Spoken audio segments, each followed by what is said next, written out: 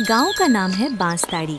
बिहार का एक छोटा सा गांव जहां ज्यादातर लोग खेती करते हैं और बहुत कम लोग नौकरी करते हैं। किशोर की उम्र 28 साल है। उसके पास एक छोटी सी पत्नी रानी है और एक 7 साल की बेटी सोनू। किशोर रोज सुबह 5 बजे उठता है, चाय पीता है और सीधा बिहारी के ढाबे पर चला जाता है। रानी बोली, किशोर आज जल्दी जाना, बिहारी सेठ फिर चिल्लाएंगे। किशोर ने आह भरी। हाँ रानी, रोज वही डांट, वही काम, लेकिन क्या करें, घर चलाना तो है। वो घर से निकला। रास्ते में गांव के कुत्ते भौंक रहे थे। सड़क पर बैलगाड़ी जा रही थी। किशोर तेज कदमों से ढाबे की तरफ बढ़ा। ढाबे का नाम है देसी नॉनवेज हट। गांव में नॉनवेज खाने की एक ही दुकान, बाकी सब जगह सिर्फ दाल रोटी और सब्जी। बिहारी सेठ पहले से खड़े थे, मोटे बड़े मूंछ वाले, हमेशा पैसे गिनते रहते। अरे ओ किशोर के बच्चे, तू आया कि सूरज निकल आया? मैंने कितनी बार कहा, मेरे आने से पहले दुकान खुल जानी चाहिए। किशोर ने सिर झुकाया। सॉरी सेठ, कल रात 11 बजे तक बर्तन धो रहा था। बिहारी ने गुस्से से कहा। सॉरी से पेट भरता है क्या? जल्दी अंदर जा, चिकन काट, प्याज काट, बर्तन धो, और सुन, आज से बिरयानी 120 रुपए की हो गई है। किशोर चौंक गया। सेठ, कल तक तो 100 थी। कल थी, आज नहीं। चिकन महंगा हो गया है भाई, मुझे भी तो कुछ कमाना है ना। तभी रामलाल आया। खेत में काम करने वाला मजबूत आदमी, धोती कुर्ता, सिर पर गमछा। बिहारी भाई, 1 प्लेट बिरयानी लगा दो, खेत में जाना है। तुम्हारे हाथ की बिरयानी खाकर मजा आता है। बिहारी बोले। हाँ हाँ लगा देता हूँ, लेकिन अब 120 की मिलेगी। रामलाल की आंखें बड़ी हो गईं। अरे बिहारी, तू तो हर हफ्ते दाम बढ़ा देता है। पिछले हफ्ते 70 से 100 किया, अब 100 से 120। गरीबों पर थोड़ा रहम कर ले भाई। बिहारी ने कंधे उचकाए। क्या करूं रामलाल भाई, चिकन वाला रोज दाम बढ़ाता है और यहाँ नॉनवेज की दूसरी दुकान है ही नहीं। लोग आएंगे ही मेरे पास। रामलाल ने सिर हिलाया। सच है, दूसरे गांव जाना महंगा पड़ता है। बस लगा दे 1 प्लेट। किशोर बिरयानी की प्लेट लेकर आ रहा था। प्लेट बहुत गर्म थी, हाथ कांप गए। धड़ाम, प्लेट जमीन पर गिरी। बिरयानी इधर उधर बिखर गई। चावल, चिकन, मसाला सब जमीन पर। बिहारी चिल्लाए। अरे ओ मूर्ख किशोर के बच्चे, ये प्लेट के पैसे तेरे बाप देगा क्या? तुझे रखा था काम आसान करने के लिए, तू तो मेरा नुकसान कर रहा है। किशोर घुटनों पर बैठ गया। मालिक, गलती हो गई, प्लेट बहुत गर्म थी, हाथ से छूट गई, माफ कर दो सेठ। बिहारी और गुस्सा हुए। माफ? आज माफ किया तो कल फिर गिराएगा। निकल जा यहाँ से, आज से तू काम पर नहीं। रामलाल ने बीच में बोला। अरे बिहारी भाई, थोड़ी सी गलती हुई, ये अभी नादान है। मैं प्लेट के पैसे दे देता हूँ, इसे एक मौका और दे दो। बिहारी ने रामलाल को देखा, फिर पैसे ले लिए। ठीक है, सिर्फ तुम्हारे कहने पर, लेकिन अगली बार कोई गलती हुई तो सीधा निकाल दूंगा। किशोर ने रामलाल के पैर छुए। भाई साहब, आज आपने मेरी इज्जत बचा ली, भगवान आपको बहुत सुख दे। रामलाल ने कंधे पर हाथ रखा। बेटा मेहनत कर, लेकिन कभी कभी अपनी मेहनत को अपना बनाने की कोशिश भी कर। शाम को किशोर घर पहुंचा। रानी ने पूछा, क्या हुआ आज, चेहरा उदास क्यों है? किशोर ने सारी बात बताई। रानी चुप रही। तभी बाहर से जोर की आवाज आई। अरे ओ किशोर, बाहर निकल। गांव का सबसे बड़ा सूदखोर, मोटा सुनहरी चेन, हमेशा गुस्से में। 3 महीने हो गए मेरे पैसे दिए हुए। तूने कहा था 2 महीने में लौटा दूंगा। अब 1 हफ्ते का समय दे रहा हूँ, नहीं दिया तो घर कब्जा कर लूंगा। किशोर के पैर कांप गए। रानी की आंखों में आंसू आ गए। रानी बोली। अब क्या करेंगे, मेरे गहने बेच दे। किशोर बोला। नहीं, मैं बिहारी सेठ से उधार मांगता हूँ, शायद वो मदद कर दे। किशोर ढाबे पहुंचा। सेठ, मुझे 50,000 रुपए चाहिए, लल्लन टॉप सेठ घर ले लेगा, मदद कर दो सेठ। बिहारी जोर से हंसे। अरे किशोर, तू मजाक कर रहा है क्या? मेरा धंधा भी ठीक नहीं चल रहा, तू काम छोड़कर जा, कहीं और काम ढूंढ ले। किशोर उदास होकर घर लौटा। रानी ने कहा, अब एक ही रास्ता दिख रहा है, अपना छोटा सा धंधा शुरू करो। किशोर बोला। कौन सा धंधा रानी, मुझे तो कुछ आता ही नहीं। रानी बोली। तुम्हें चिकन फ्राई करना तो आता है ना?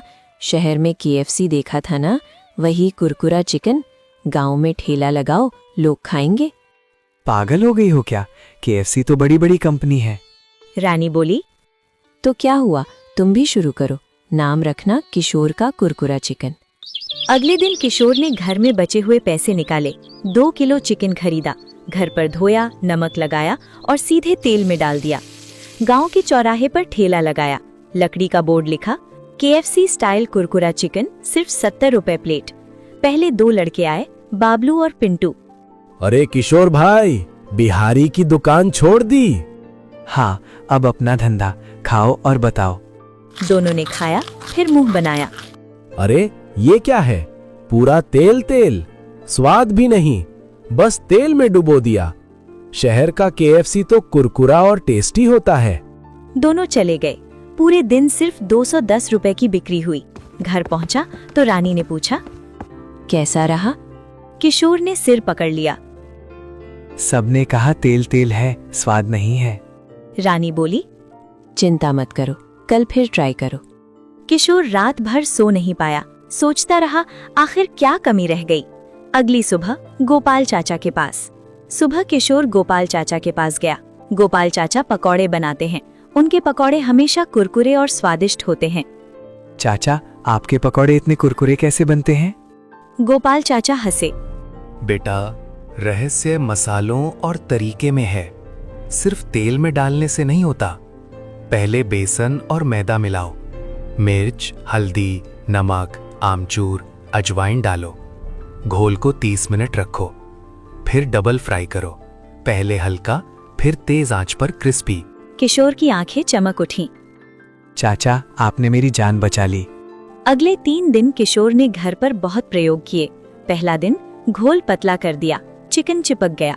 दूसरा दिन मसाले कम डाले, स्वाद नहीं आया। तीसरा दिन परफेक्ट बैटर बनाया। चिकन को 2 घंटे मैरिनेट किया, फिर डबल फ्राई किया। रानी और सोनू ने टेस्ट किया। सोनू बोली, पापा, ये तो असली KFC से भी अच्छा है। चौथे दिन नया बोर्ड लगाया, किशोर का ओरिजिनल कुरकुरा KFC, अब असली स्वाद। पहले बाबलू और पिंटू आए। किशोर बोला, कल वाली गलती नहीं हुई, मुफ्त में खाओ, पसंद आए तो पैसे देना और गांव में बताना भी।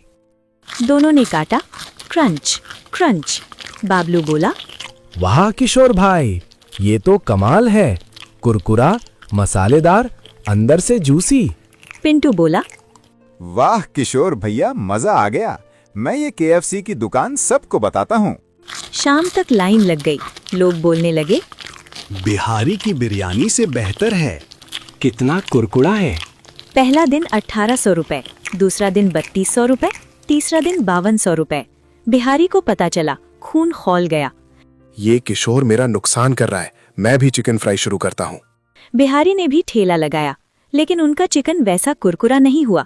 लोग बोले, अरे बिहारी भाई, ये क्या है? इसमें तो सिर्फ तेल ही तेल है। लो, आप अपना चिकन रखो, हम तो किशोर भैया के KFC वाला चिकन ही लेंगे। बिहारी ने बदनामी शुरू की। किशोर के चिकन में खराब तेल है, पेट खराब हो जाएगा। लेकिन लोग अब किशोर की चिकन के दीवाने हो चुके थे। गांव में सालाना मेला लगा। किशोर ने बड़ा स्टॉल लिया। एक दिन में 300 प्लेट बिकी। ललन टॉप सेठ भी आए, चिकन खाया, हैरान रह गए। किशोर, तूने तो गजब कर दिया, मेरे सारे पैसे लौटा दिए, अब तू खुद मालिक बन गया। किशोर बोला, सेठ, आपका कर्ज चुकते हैं, अब मेरा अपना घर है, अपना धंधा है। रात को पूरा परिवार बैठा। रानी बोली, देखा, भगवान ने रास्ता दिखा दिया। किशोर ने बच्चों से कहा, बेटा, कभी किसी के नौकर मत बनना, अपनी मेहनत से कुछ बनाओ, गलती करो, सीखो, फिर से उठो। सोनू ने पूछा, पापा, अब लोग आपको क्या बुलाते हैं? किशोर हंसा। अब गांव वाले मुझे किशोर KFC बुलाते हैं।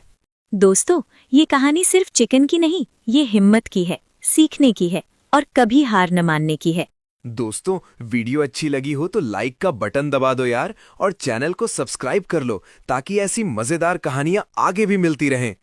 बहुत समय पहले की बात है, जब चंदनपुर गांव अभी भी उस पुरानी सादगी और आपसी मोहब्बत में डूबा हुआ था। गांव के ठीक बीच में एक छोटा सा कच्चा पक्का घर था, जहां बाबा रामदास और दादी सावित्री रहते थे। दोनों की उम्र 60 के पार हो चुकी थी, लेकिन उनके चेहरों पर अभी भी वही निश्चल मुस्कान थी जो युवावस्था में होती थी। उनके कोई संतान नहीं थी, न कोई बेटा बेटी, न पोता पोती, बस एक दूसरे का साथ था और उस साथ में ही उनकी पूरी दुनिया समाई हुई थी। गांव वाले उन्हें बेहद प्यार करते थे। बाबा रामदास को लोग बाबा कहकर बुलाते और दादी सावित्री को दादी जी या बस दादी। दोनों का जीवन बहुत सादा था। सुबह सुबह उठकर घर का छोटा सा आंगन साफ करना, चूल्हे पर चाय बनाना और फिर दिन भर छोटे मोटे काम। लेकिन रविवार का दिन उनके लिए खास होता था। हर रविवार वे थोड़े बहुत पैसे जोड़कर बाजार से मटन लाते और दादी जी के जादुई हाथों से वो मटन ऐसा बनता कि गांव भर में उसकी खुशबू फैल जाती। उस मटन का स्वाद ऐसा था कि एक बार खाने वाला जिंदगी भर नहीं भूल पाता। मसालों का तड़का, धीमी आंच पर पकता मटन, प्याज टमाटर लहसुन का मेल और दादी जी का वो खास स्पर्श, सब मिलकर एक जादू रच देते। गांव के बाकी ढाबे सिर्फ नाम के खुले रहते। लोग कहते वहाँ का खाना तो बस खाने लायक है, मजा कहाँ। लेकिन बाबा दादी के घर के सामने रविवार को सुबह सुबह ही भीड़ लग जाती। बच्चे, जवान, बूढ़े सब आ जाते। कोई थाली लेकर, कोई बाल्टी लेकर, कोई बस मुंह में पानी लिए खड़ा हो जाता। एक ऐसे ही रविवार की सुबह की बात है। सूरज अभी अभी निकला था और ठंडी हवा में पत्ते सरसराते थे।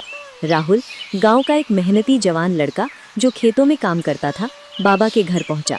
उसने आवाज लगाई, अरे बाबा, आज रविवार है, जल्दी उठो, मटन लाने चलो, वरना भीड़ लग जाएगी और दादी बना नहीं पाएंगी। आज तो मेरा भी दिल कर रहा है आपके हाथ के मटन का।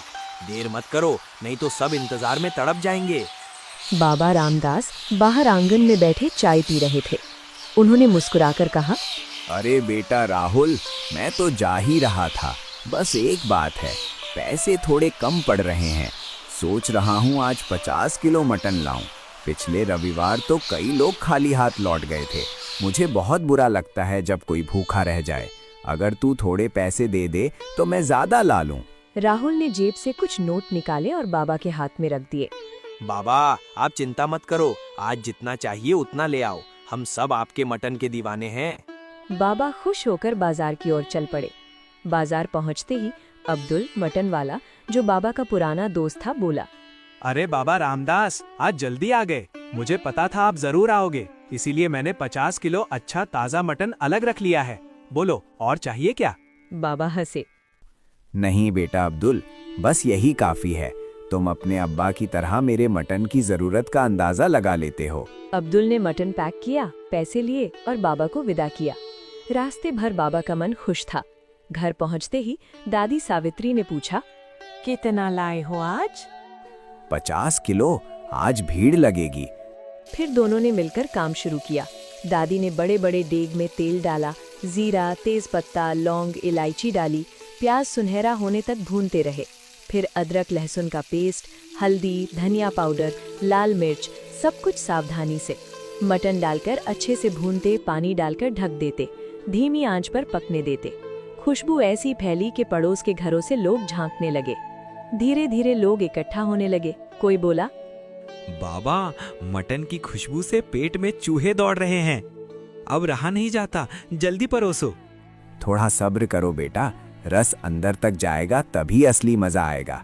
जब मटन पूरी तरह पक गया, दादी ने आवाज लगाई, सुनो साहब, आ जाओ, मटन तैयार है, थाली लगा रही हूँ। बाबा ने सबको पंक्तियों में बैठाया, एक एक करके थाली परोसी। सबने पहला कौर लिया और आंखें बंद कर ली। वाह दादी, आपके हाथ में तो जादू है। रोज बनाओ ना दादी, हम रोज आएंगे। दूसरे ढाबे पे तो अब कोई नहीं जाएगा। दादी मुस्कुराई। बेटा, जितना बनता है उतना बनाऊंगी, बजट जो बनेगा। सबने खाया, पैसे दिए और खुशी खुशी चले गए। घर शांत हुआ तो दादी ने बाबा से कहा, सुनो जी, सोच रही हूँ हम अपना ढाबा क्यों नहीं खोल लेते? हमारे अंदर इतना हुनर है, इतने पैसे में क्या होगा? ज्यादा कमाकर गरीबों की मदद भी कर सकेंगे। हुनर छुपाना ठीक नहीं। अरे सावित्री, पागल हो गई हो? किसी तरह रविवार को मटन लाता हूँ। ढाबा खोलने में लाखों लगेंगे, कहाँ से लाऊं? दादी जिद पर अड़ी। नहीं, ढाबा खुलेगा। मेरा सपना है, बाबा दादी का ढाबा। हम दोनों मिलकर मटन चिकन बनाएंगे, रोज बनाएंगे। तुम पूरा करोगे? बाबा ने बहुत समझाया लेकिन दादी नहीं मानी। आखिरकार बोले, ठीक है, कल लाला जी से मिलता हूँ, कुछ उधार मांग लूंगा, लेकिन अगर नहीं हुआ तो मत रोना। रात को दोनों सो गए। सपनों में दादी को ढाबा दिख रहा था, जहां लोग लाइन लगाकर खड़े हैं और खुशियां बिखर रही हैं। अगली सुबह विकास आया। वो गांव का पढ़ा लिखा लड़का था जो शहर में नौकरी करता था। बोला, बाबा, मेरे यहाँ रिश्ता देखने वाले मेहमान आ रहे हैं। बहन की शादी का रिश्ता है। अगर आपका मटन खाएंगे तो रिश्ता पक्का हो जाएगा। बाबा बोले, बिल्कुल बेटा, मटन ले आ, मैं पूरा जोर लगाऊंगा। विकास अब्दुल से 2 किलो मटन लाया। बाबा दादी ने इतने प्यार से बनाया जैसे अपनी बेटी की शादी का खाना हो। मेहमान आए, खाया और खुश होकर बोले, ये मटन किसने बनाया? हमें उससे मिलाओ। मेरा बचपन से सपना था एक अच्छा ढाबा खोलने का, लेकिन ऐसा कारीगर नहीं मिला। विकास उन्हें बाबा के पास ले गया। मेहमान ने कहा, बाबा, आप हमारे साथ चलो, हम ढाबा खोलेंगे, पूरा पैसा हम लगाएंगे, आपको अच्छी सैलरी मिलेगी, बस आप मटन चिकन बनाते रहो। बाबा सोच में पड़ गए। उन्होंने कहा, ठीक है, लेकिन ढाबे का नाम बाबा दादी का ढाबा होना चाहिए। मेहमान राजी हो गए। कोई बात नहीं, नाम से क्या मतलब, हमें स्वाद चाहिए। 1 हफ्ते बाद ढाबा तैयार हो गया। रविवार को गांव वाले बाबा के घर इकट्ठा हुए, लेकिन बाबा कुछ नहीं कर रहे थे। दादी बोली, क्या हुआ, मटन क्यों नहीं? बाबा बोले, अब इंतजार करो, मटन अब ढाबे पर बनेगा। दादी खुश होकर सबको बताने गई। लोग तालियां बजाने लगे। फिर रमेश भैया आए, जिन्होंने ढाबा लगवाया था, और बाबा दादी को ले गए। ढाबे पर पहला दिन था। बाबा दादी ने मटन चिकन बनाना शुरू किया। खुशबू फैली, गांव वाले पहुंचे, सब बिक गया। रमेश भैया खुश हुए, अच्छे पैसे दिए। ऐसे ही दिन बीतते गए। महीना पूरा हुआ। एक दिन दादी की तबीयत खराब हो गई, बुखार और कमजोरी। बाबा अकेले गए। रमेश भैया ने हाथ बंटाया। उन्होंने पूरी रेसिपी ध्यान से देखी और सीख ली। रात को घर लौटकर बाबा ने दादी से कहा, मुझे बहुत घबराहट हो रही है। सच बताऊं, ये ढाबा हमारा नहीं, हम सिर्फ नौकर हैं, जब चाहे निकाल दें। दादी बोली, कोई बात नहीं, सपना तो पूरा हो गया। अगर जिंदा रही तो घर पर ही ढाबा चला लेंगे। अगली सुबह बाबा ढाबे पहुंचे। रमेश भैया बोले, बाबा माफ करना, अब आपको निकाल रहा हूँ, मैंने सब सीख लिया, अब खुद बनाऊंगा, फिजूल पैसे क्यों दूं? बाबा चुपचाप घर लौट आए। दादी को बताया। दोनों उदास हो गए। आंखों में आंसू थे, लेकिन चुप रहे। लेकिन गांव वालों को फर्क समझ आ गया। रमेश भैया का मटन वैसा नहीं था, स्वाद में वो जादू नहीं था। लोग मुंह बनाकर लौटने लगे। दूसरे दिन ढाबा खाली रहा। रविवार को सब बाबा के घर पहुंचे। बाबा, अब हम वहाँ नहीं खाएंगे, आप एक दिन भी बनाओ, हम वहीं खाएंगे। बाबा बोले, बेटा चिंता मत करो, आज से रोज बनेगा। जब तक जिंदा हूँ बाबा दादी का मटन चिकन मिलेगा, घर पर ही ढाबा चलेगा। धीरे धीरे बाबा ने घर के आंगन में छोटा सा सेटअप किया। टेबल कुर्सियां लगाईं। दादी ठीक हो गईं। दोनों मिलकर रोज बनाते। गांव वाले रोज आने लगे। ढाबा फिर से चल पड़ा। रमेश भैया का ढाबा बंद हो गया। उन्हें बहुत पछतावा हुआ। वे सोचते, लालच ने सब बर्बाद कर दिया। और इस तरह बाबा दादी का नाम गांव में अमर हो गया। लोग कहते, जितना मिलता है उतना ही काफी है। संतोष और मेहनत से जो मिलता है वही असली खुशी देता है। दोस्तों, अगर आपको यह वीडियो पसंद आई हो तो वीडियो को लाइक जरूर करें और चैनल को जरूर सब्सक्राइब करें। अगर आप इस वीडियो का पार्ट 2 देखना चाहते हैं तो जल्दी से इस वीडियो पर 12 लाइक पूरे करवा दें।